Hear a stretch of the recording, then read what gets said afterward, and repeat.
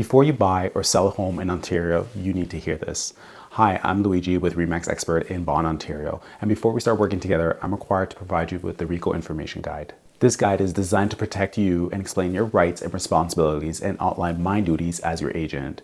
My goal is to walk you through it in plain language so you feel confident moving forward. Part 1, working with a real estate agent.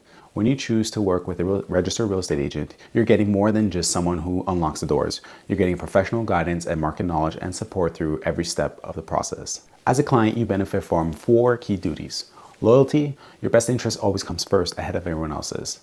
Disclosure, I must tell you everything I know that could affect your decision. Confidentiality, your private information like motivation, price is protected even after our relationship ends.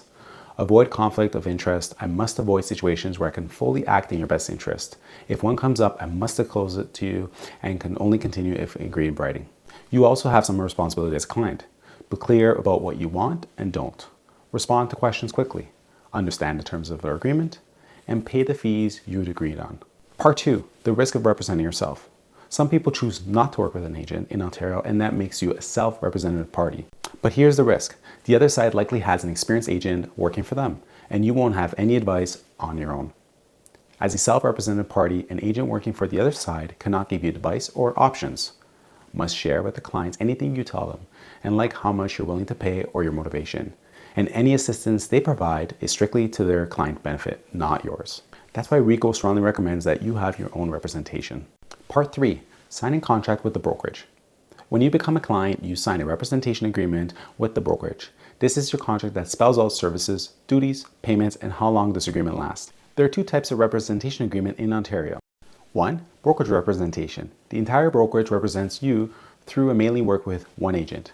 2, designated representation. 1 or more specific agents are named as your representative. They represent you fully, while others of the brokerage must remain impartial. This reduces the chance of multiple representation. You should also pay attention to the services listed. Make sure everything you expect is included. Payment terms, commission is negotiable, not fixed by RECO or boards. Termination and expiry, understanding when the contract ends, and check for holdover clause, and which may apply even after the contract expires. Part 4, multiple representation and offers. Sometimes the same brokerage or even the same agent represents both the buyer and the seller in the transaction. That's called multiple representation. This can only happen if everyone involved gives written consent, and if you agree, it changes things. The brokerage or the agent must remain impartial. They cannot give advice about the price, terms, and negotiation strategy. And they cannot promote your interest over the other clients. You have the right to say no, and if you don't agree, the brokerage or the agent cannot proceed.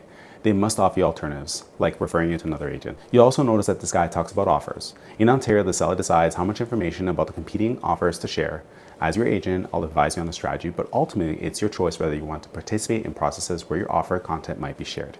Part 5, complaints and consumer protection.